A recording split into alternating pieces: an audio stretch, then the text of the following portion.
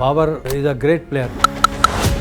Class permanent होती है, तो सिफारिशें बहुत थी। अल्ताफ हुसैन का दौर था, आप नो कर नहीं सकते थे। तो मुझे कभी कहते थे लोग आगे कि लोग क्लाशनकोफ लिए बैठे हुए हैं, झाड़ियों में आपका इंतज़ार कर रहे हैं, मैं खिलाऊंगा तो वही जो मैं मुनासिब समझूंगा। मारना है मार दे।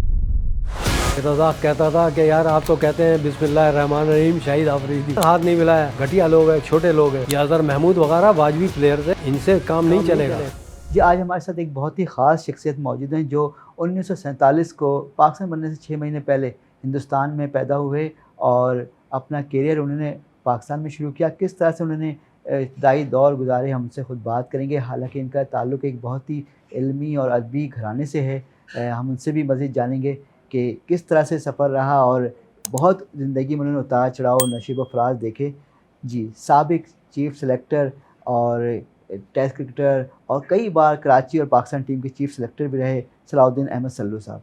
सल्लू भाई अस्सलाम वालेकुम। अस्सलाम वालेकुम जावेद। बहुत शुक्रिया, आपने पहले तो हमें वक्त दिया क्योंकि शुक्रिया आप आपका, मसरूफियत। लाए। सल्लू भाई, किस तरह हम आपके शुरू करेंगे ताकि आप अपने इब्तदाई जो अयाम हैं, क्योंकि आप पैदा हुए अलीगढ़ भारत में, किस तरह से वालिदैन ने आपकी हिजरत की, यहाँ कैसे शुरू के दौर गुजारे, थोड़ा सा बताइएगा। या मेरी पैदाइश तो अलीगढ़ की, आपने सही कहा। और वहीं हम पढ़ते थे। मैं तो बहुत ही छोटा था, केजी में था। तो मैंटो सर्किल बड़ा मशहूर एक इदारा है तालीमी, वहाँ पर तालीम हासिल कर रहे थे। फिर वालिद ने डिसाइड किया कि अब यहाँ आ जाए पाकिस्तान। तो यहाँ आके हमारे चचा थे अशीर साहब, जो डॉन के न्यूज़ एडिटर भी होते थे, बाद वक़्त वो एडिटर भी करते थे अहमद अली ख़ान साहब के ज़माने में। तो वो उनके घर हमने क़याम किया, वहाँ रहे। काफ़ी दिन रहे, किमाड़ी पे रहते थे वो। तो वहाँ रहे जावेद, और उसके बाद हम लोग वहाँ से मूव करके आए। हमारे एक और चचा थे, वो नेवी में कमांडर थे, टीके क़िदवाई, तवक्कुल करीम क़िदवाई। तो फिर उनके घर आ गए। फिर वहाँ काफ़ी अरसा गुज़रा। वो क्योंकि पोलो ग्राउंड के करीब था, तो पोलो ग्राउंड में तो उस वक्त आपको पता है, पता नहीं कितने सैकड़ों मैचेस होते थे। तो वहाँ से शौक़ पैदा हुआ। फिर हमारे बड़े भाई अल्लाह जन्नत बख्शे, वो असल में करते थे सिंध मदरसा स्कूल था, जो कि बड़ा मशहूर था, और जिसके कोच मास्टर अब्दुल अज़ीज़ थे, जो हनी मोहम्मद साहब के भी कोच थे। तो वो वहाँ कोचिंग करते थे। तो हम अक्सर वहाँ देखने जाते थे बड़े भाई के मैचेस। जब उनके मैचेस देखते थे तो हमें भी शौक़ पैदा हुआ कि चलो भाई ये क्रिकेट शुरू करेंगे। तो मैं गवर्नमेंट स्कूल नाज़िमाबाद में पढ़ता था, वहाँ से हमने शुरू की क्रिकेट। तो हमारे कप्तान थे रहमान अली, अल्लाह जन्नत बख्शे। तो उन्होंने मुझे बड़ा इनकरेज किया, और फिर मुझे असल में 9वें नंबर पे भेजते थे बैटिंग ऑर्डर में। तो उन्होंने एक दिन क्या किया कि मुझे नंबर 3 पे भेज दिया, एक स्कूल के ख़िलाफ़। इंटर स्कूल होता था ना, रूबी शील्ड जिसे कहते थे। जी हाँ। तो उस पर मैंने जावेद साहब 172 रन किए। अच्छा, तो स्कूल क्रिकेट में कर दिए। पहले ही मैच में। तो खैर वो बड़ा अच्छा मेरे लिए वो मैच हुआ। तो फिर उसके बाद केसीए के ट्रायल हुए। तो वही हमारे रहमान साहब थे, तो उन्होंने कहा कि चलो यार ट्रायल पे चलो, तुम अच्छे खिलाड़ी हो, तुम शायद सिलेक्ट हो जाओ। तो खैर हम गए, तो वहाँ तो एक अज़्ज़ाम था लोगों का, और नसीमुल गनी साहब उसको सिलेक्ट कर रहे थे। तो उनके पास बड़ी सिफारिश, तो हमारे माशरे में बड़ी बुरी तरह नासूर है इसका, सिफारिश का। बहरहाल उन्होंने किसी की सिफारिश नहीं ली और मुझे उनमें से सिलेक्ट कर लिया। जब उन्होंने सेलेक्ट किया मुझे, तो फिर मुझे वक़ार हसन साहब अल्लाह जन्नत बख्शे, बहुत ही अजीम इंसान थे और बहुत अच्छे एक कप्तान थे। तो उन्होंने मुझे एक मैच में नाइट वॉचमैन भेजा। तो मैंने दूसरे दिन 86 किए वो दिन निकाल के। फिर दूसरे दिन मरता, फिर ऐसी सिचुएशन आ गई, तो फिर उन्होंने मुझे नाइट वॉचमैन भेज दिया। तो उसमें मैंने 97 किए। फिर फाइनल आया, वो लाहौर जाना पड़ा, वहाँ पर भी वही सिचुएशन आ गई। तो मुझे 9वें नंबर से उन्होंने फिर नाइट वॉचमैन भेज दिया। तो 91 किए मैंने। अच्छा तो खैर उसके बाद कायद-ए-आज़म ट्रॉफ़ी, जो प्रीमियर टूर्नामेंट होता है जी। पाकिस्तान का, वो उसमें आया। तो उसमें वक़ार साहब की तबीयत नासाज हो गई। तो उनका भाई ऐसा करना, अलीमुद्दीन साहब कप्तान हुए। तो उन्होंने कहा अलीम साहब भाई आप ऐसा करें कि सल्लू को मेरी जगह भेज दें नंबर 3। अच्छा मैं नंबर 9 पे जाता, फिर नंबर 3 पे भेज दें। तो उन्होंने कहा ठीक है। उन्होंने मुझे नंबर 3 पे भेज दिया जावेद। तो मैंने नंबर 3 पे जाके 169 किए, अच्छा। जो कि अच्छा स्कोर था। जी हाँ, बिल्कुल। बहरहाल वो वक़ार साहब को अल्लाह जन्नत बख्शे, उन्होंने मुझे ये सौंपी थी जॉब। तो बहरहाल नंबर 91 किए। फिर दूसरे मैच में फिर वही 77 किए मैंने जाके। तो इस तरह मैं एज अ नाइट वॉचमैन से क्रिकेट की तारीख में आ गया। अच्छा। जब और इस तरह मैं होते होते होते कैसी ये ब्लूज़ में जगह बना गई। जगह बना ली। तो फिर वहाँ से फिर मेरा कैरियर शुरू हुआ और फिर मैंने रन करने शुरू किए। तो वो नज़रों में आया लोगों के। जी। फिर मुझे पिंडी में कैंप लगा, न्यूजीलैंड आ रही थी। वहाँ असल में जावेद बर्की वगैरह चाहते थे कि किसी तरह एक जावेद अख्तर लड़का था ऑफ स्पिनर, उसको खिलाएं। लेकिन क्योंकि मुजफ्फर साहब बड़े पावरफुल आदमी थे, उनका भाई नहीं, सलाउद्दीन को खिलाओ। उस वक्त फ़िदा हुसैन साहब होते थे प्रेसिडेंट पाकिस्तान क्रिकेट बोर्ड के। तो सही। उनको समझाया जाके हनीफ मोहम्मद साहब ने कि साहब ये लड़का ज़्यादा अच्छा है, उससे जावेद अख्तर से आप इसको खिलाएं। तो वहाँ बड़ी हुटिंग हुई मेरे ऊपर, क्योंकि वो लोकल लड़का था। अच्छा। बहरहाल पहली विकेट मुझे मिली जॉन रीड की, जो कप्तान थे न्यूजीलैंड के। उनको बोल्ड किया तो सब लोग मेरी तरफ आ गए। फिर मैंने एक और आउट किया जार्विस को। तो फिर इस तरीके से मेरे कैरियर का आगाज़ हो गया। लेकिन आप बड़े कम मैच खेल पाए, फर्स्ट क्लास मैच में आपके बड़े रन्स हैं, विकेटें हैं। उसमें जावेद वजह मैं बताऊं कि सिफारिश तो आपको पता है यहाँ, और प्रेशर बहुत होते हैं। तो मुझे एक थोड़ी सी, अब तो अच्छा नहीं लगता कहते हुए, नहीं रहे दुनिया में। सईद अहमद साहब कप्तान थे, तो उन्होंने मुझे वहाँ पर मुझे एक दिन भी प्रैक्टिस नहीं दी। और ढाका उस वक्त ईस्ट पाकिस्तान होता था, जी। तो वहाँ मुझे भेज दिया ओपन। अच्छा। तो मुझे अभी तक याद है, मुनीर हुसैन साहब होते थे, तो उन्होंने जंग में लिख दिया सल्लू को कुर्बानी का बकरा बना दिया गया। अच्छा। ये कहना था, तो वो हंगामा हो गया कराची में। लोगों ने टेस्ट मैच नहीं होने दिया, नो सल्लू नो क्रिकेट अच्छा। करके उन्होंने ख़त्म कर दिया। बहरहाल वो नहीं हो पाया मैच। अच्छा। तो बहरहाल मुझे बड़ी लान तान हुई।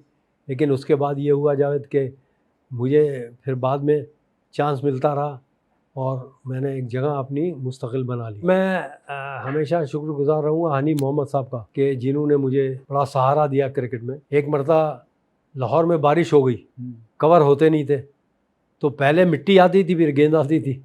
अच्छा। तो हनी मोहम्मद साहब आते थे, पहले वो मिट्टी वहाँ रखते थे, टैप करते थे, और फिर मुझसे कहते थे कि तुम 100 घंटे खड़े रहो यहाँ, मुझे कोई एतराज़ नहीं है, तुम 100 घंटे खड़े रहो यहाँ, खड़े रहो। मगर उस वक्त 64 हो गए थे पाकिस्तान, सईद अहमद साहब आउट हो गए थे, अच्छा। नौशाद अली, मोहम्मद इलियास, जावेद बर्की, ये चारों आउट हो गए थे 60 रन पे। बहरहाल मैंने क्या किया कि कहने के ठीक है, मैं मुझ पर बड़ी हुटिंग हुई लाहौर में। मैं 2.5 घंटे खेला। अच्छा। जब विकेट सूख गई ना, हाँ। तब हनी भाई ने किए 203। अच्छा। हाँ। ये दूसरे एंड पर और साथ देते मुझे हैं। खुशी क्या हुई, दूसरे दिन उन्होंने बयान दिया कि मेरे 200 रन का क्रेडिट सल्लू को जाता है, क्योंकि अगर ये वहाँ नहीं खड़े होते, एक एंड पे खड़े रहना हाँ, जरूरी था। खड़े रहना ज़रूरी था, अगर नहीं खड़े होते तो मैं इतने रन नहीं कर सकता था। अच्छा सल्लू भाई, आप तवील अरसा जो है चीफ सेलेक्टर भी रहे पाकिस्तान क्रिकेट टीम के, और फिर खासकर कराची में जब आप रहे, कराची के रीजन के, तो आपकी ज़ेर निगरानी सिलेक्शन वाली टीम जो है 10 बार टाइटल जीती, कायम टाइटल ट्रॉफी। जीता। और अब तो ये वक्त आ गया कि क्वालिफाई करना एक अजाब हो गया। अजाब हो गया। वो आपने बड़ा सही क्वेश्चन किया। वजह क्या है जावेद साहब, जब मैंने बागडोर संभाली ना कराची में, तो सिफारिशें बहुत थी। अल्ताफ़ हुसैन का दौर था, आप नो कर नहीं सकते थे। बहरहाल मैंने किसी की बात नहीं सुनी, बल्कि ओपन ट्रायल कर दिए, अच्छा। जिसमें आप बिलीव करें 750 लड़के आए। उसमें से मैंने 16 वहीं दिन भर खड़ा रहता था, टांगें थक जाती थी मगर मैं हिलता नहीं था। उन 750 लड़कों में से हमने 16 लड़के सिलेक्ट किए और इकबाल कासिम को कप्तान किया। तो अच्छा। आप बिलीव करें, वो टीम जो 10 साल एक चीज़ भी नहीं जीती थी, कायदे आज़म ट्रॉफ़ी, पैटर्न्स ट्रॉफ़ी, अंडर 19 तीनों जीत गई, अच्छा। क्योंकि सिफारिश नहीं ली ना। आप पे और प्रेशर तो होता होगा कि पैसों बहुत, का, हाँ, सिफारिश का, दबाव का, कोई बिल्कुल। असर रसूख, यहाँ तक आप तो रिश्वत बिलीव भी नहीं की ऑफर करेंगे होती होगी। कि आप बिलीव नहीं करेंगे जावेद, कि मुझे गाड़ी तक ऑफ़र हुई कि फ़लाँ लड़के को सिलेक्ट कर लो। मैं कहा नहीं, मैं ये नहीं करूँगा। तो मैंने कभी इनके आगे हथियार नहीं डाले। आखिर में इन्होंने मेरे चेयरमैन, फिर मैं बाद में PIA में आया, हाँ। तो चेयरमैन से शिकायत कर दी कि ये सर हमारे लड़कों को नहीं खिलाता। आपकी तो सिलेक्ट करदा टीम में सईद अनवर, यानी जो सईद खास अनवर, खिलाड़ी, जो सईद ख़ास अनवर, लोग मोइन थे, हाँ, खान, शाहिद आफरीदी और हाँ। सईद सईद सकलैन अनवर के मुश्ताक। लिए मैंने बड़ी फ़ाइट की, अच्छा। क्योंकि उसको नहीं खिलाना चाहते थे, वो किसी और लड़के को खिलाना चाहते थे। लेकिन मैंने उसके लिए बहुत फ़ाइट की, अल्लाह जानता है, क्योंकि मुझे पता था कि ये लड़का बहुत आगे जाएगा। तो सईद और अनवर ने पाकिस्तान के लिए बहुत फाइट की ना, बहुत तो फ़ाइट की। वो अच्छा खेला हाँ, रहेगा। तो वो मतलब हमारा जो सिलेक्शन था वो जस्टिफाई हो गया बिल्कुल। एक तरीके से, क्योंकि सईद अनवर एक दिन, बल्कि मैं आपको एक छोटा सा वाक़या सुनाऊं, एक दिन मुझे खाना काबा से फ़ोन आया कि सर मैं सईद अनवर बात कर रहा हूँ, उम्रे पे आया था, आपकी याद आई यहाँ पर। तो मैंने कहा यार मेरी याद कैसे आई? कहना यार अगर आप ना होते तो मैं क्रिकेट नहीं खेल सकता था, क्योंकि लोग इतने ख़िलाफ़ थे, लेकिन आपने एक स्टैंड लेके मुझे खिलाया, तो यहाँ मैं आपके लिए दुआ कर रहा हूँ। ये बहुत बड़ी बात थी मेरे लिए। ये रिकग्नाइज़ तो किया उन्होंने, जी हाँ, आपको याद रखा। याद रखा, और उस जगह याद रखा जहाँ लोग हर वक्त दिल चाहता है लोगों का जाए वहाँ पर। क्या ये वीडियो आपको अच्छी लग रही है? ऐसी मज़ीद वीडियोज़ के लिए अभी नुक्ता ऐप डाउनलोड करें। आपने बोम बम आफरीदी को भी आपने बहुत सपोर्ट किया, जब बहुत सपोर्ट कोई किया। सपोर्ट नहीं करता रहा, और उनकी वजह से पाकिस्तान ने कई टाइटल जीते, कई अहम मैच इंडिया को हराए, मुख्तलिफ मुल्कों को बल्कि हराए। मुझ पे तंज भी करते थे ये रज़ाक वगैरह। ये रज़ाक कहता था कि यार आप तो कहते हैं बिस्मिल्लाह रहमान रहीम शाहिद आफरीदी। अच्छा, इतना तक बोलने लगे थे। इतना बोलने लगे थे। तो बहरहाल, मगर मैंने टैलेंट देखा इसलिए हेल्प की उसको। इसके बड़े भाई से मेरी अच्छी थी, तारिक आफरीदी, बहुत अच्छा लड़का। पहले वही नजर आते थे हर हाँ, जगह। पहले वही थे, मगर फिर ये शाहिद को जब मैंने देखा तो मैंने इसको सपोर्ट किया पूरा। तो इस तरीके से बहुत से लड़कों को सपोर्ट किया जो बन गए, जैसे मोइन खान है, सईद अनवर का नाम लिया आपने, सकलैन मुश्ताक है, सईद अली। सकलैन मुश्ताक के लिए बड़ी फ़ाइट की, क्योंकि वो माजिद खान वगैरह चाहते थे कि वो एक लड़का पठान था वहाँ का, पेशावर का, अरशद खान। हाँ। हाँ, उसको खिलाना चाहते थे। तो I put my foot down, मैंने कहा मैं इसको नहीं खिलाऊंगा, मैं चेयरमैन था, तो मैंने उसी को खिलाया। लेटर ऑन देखिए आप, देखें सकलैन मुश्ताक कहाँ से कहाँ पहुँच गया। हाँ। तो ये चीज़ें थी जिसमें देखें, अगर आप दो चीज़ें छोड़ दें ना, एक सिफारिश ना लें और एक किसी के दबाव में ना आए, तो आप ईमानदारी से सिलेक्शन करें, तो आप यकीन जाने कि वो टीम बड़ी प्रॉस्पर करती है। चलो भाई, आफरीदी के बारे में कुछ बताएं, कैसा उसके साथ आपका? आफरीदी असल में, मुझे इसके बड़े भाई से मेरी दोस्ती थी, उसने कहा मेरा भाई भी खेलता है, तो मैंने कहा यार कल एक है इंग्लैंड की ए टीम आ रही है, सही है। तो तुम अपने भाई को भेज दो। क्या करता है? कहता है राइट आर्म लेग स्पिनर है और बैटिंग भी कर लेता है। तो मैंने कहा ठीक है भेज दो। उसको बुला के खिलाया, उसने 5 आउट किए। अच्छा। इंग्लैंड ए के, उनको समझ ही नहीं आ रही थी इसकी गेंद। तो अच्छा। बहरहाल फिर क्या हुआ कि वहाँ से इसने ज़रा पकड़ना शुरू किया, फिर मैंने इसको बैक किया, और ये हुआ कि जावेद इसको जब बैक किया मैंने, तो इसने उस पर पूरा उतरा, उस चीज़ पे। ये नहीं हुआ कि इसने किसी वजह से कुछ कमज़ोरी दिखाई हो।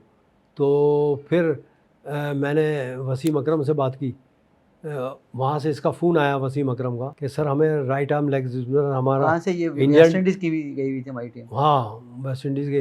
तो वहाँ कहने लगा कि 96। हमारा मुश्ताक अहमद है, वो इंजर्ड हो गया सर, तो राइट आर्म लेग स्पिनर भेज दें किसी को। और उस ज़माने में जाहिर है, मुझे कीनिया फिर पाकिस्तान टीम गई हुई थी, हाँ, वहाँ नैरोबी में टूर्नामेंट हुआ था। ठीक है। तो मैंने कहा यार बात यह है कि एक राइट आर्म लेग स्पिनर है, वो मैं भेज देता हूँ। ज़ाहिर है उस ज़माने में ये तो था नहीं कि आप देखें उसको गेंद कराते हुए या कोई फिल्म देखें या कुछ देखें, व्हाट्सएप तो वीडियो के लोग जरिए ऐसा जान सकते थे। आप समझते हैं, तो भेज दें इसको। तो मैंने कहा ठीक है, अच्छा मैं भेज देता हूँ। तो वो ये कहीं बाहर खेल रहा था, तो मैंने कहा तुम वहाँ चले जाओ। जूनियर टीम वहाँ गई हुई थी ना, वेस्ट इंडीज़ हाँ, गई हुई थी, वहाँ से फिर वहाँ बुलाया गया था। बुलाया गया इसको। जब बुलाया गया तो इसने आके बॉलिंग भी अच्छी की और उसने बड़े बड़े छक्के मारे नेट में। तो वो मुझे ये वसीम अकरम बताता है, कहने लगे हम समझे कि इसने तुक्के में मार दिए, क्योंकि मैं लेग ब्रेक कर रहा था, वकार ऑफ स्पिन कर रहा था। अच्छा। तो मैंने कहा दूसरे दिन इसने फिर वही लंबे लंबे छक्के, गेंद बाहर। तो मेरे वालिद को हार्ट अटैक हुआ, मैं चला आया। अच्छा, वसीम अकरम पाकिस्तान आ गया, वसीम वालिद की अकरम वजह से पाकिस्तान आ गया, वालिद को हार्ट अटैक हुआ। और सईद अनवर, तो उसने कहने लगा, मैंने सईद से कहा देखो सईद, अगर कहीं मौका लगे, हल्की टीम आए तो इसको भेज देना ओपनर। अच्छा।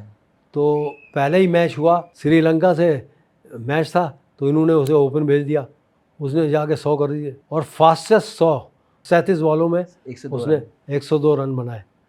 तो वहाँ से बस सेट हो गया फिर। अच्छा, आप कराची में रहते थे, अभी आपने बताया भी कि अल्ताफ हुसैन का ही प्रेशर था, तो किस तरह प्रेशर आप सहते कैसे थे, और किस तरह प्रेशर आता कैसे था? भाई मैं रहता भी वहीं करीबी था। उरूज के दौर में आपने ये देखा होगा जब आप सिलेक्टर थे। भाई मैं हसन सेंटर में रहता था, तो हसन बड़ा स्क्वायर इजी में। टारगेट था। तो मुझे कभी कहते थे लोग आगे कि लोग क्लैशनकोफ लिए बैठे हुए हैं, झाड़ियों में आपका इंतज़ार कर रहे हैं, अच्छा मैंने कहा यार करने दो, मगर मैं करूँगा वही जो मैं मुनासिब समझूंगा। अच्छा। तो वो जब दयानतदारी से आप कराची की सिलेक्शन, टीम की सिलेक्शन में ज़्यादा प्रेशर था। हाँ कराची में ज़्यादा प्रेशर होता था। अच्छा, पाकिस्तान टीम में तो बनी बनाई टीम होती थी, तो कोई फिर ज़्यादा नहीं।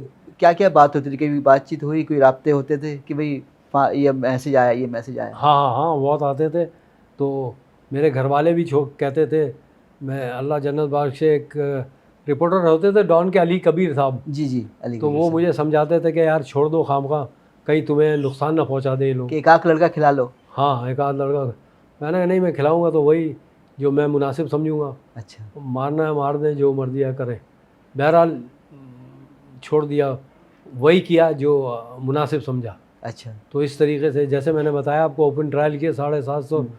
लड़कों में से 16 सेलेक्ट किए, तो वो भी बड़ी जानलेवा काम था। चलो भाई, हनीफ भाई के बारे में आपने, क्योंकि बहुत ज़्यादा उनका साथ आपका रहा क्रिकेट खेलते हुए और फिर ऑफ द फील्ड भी।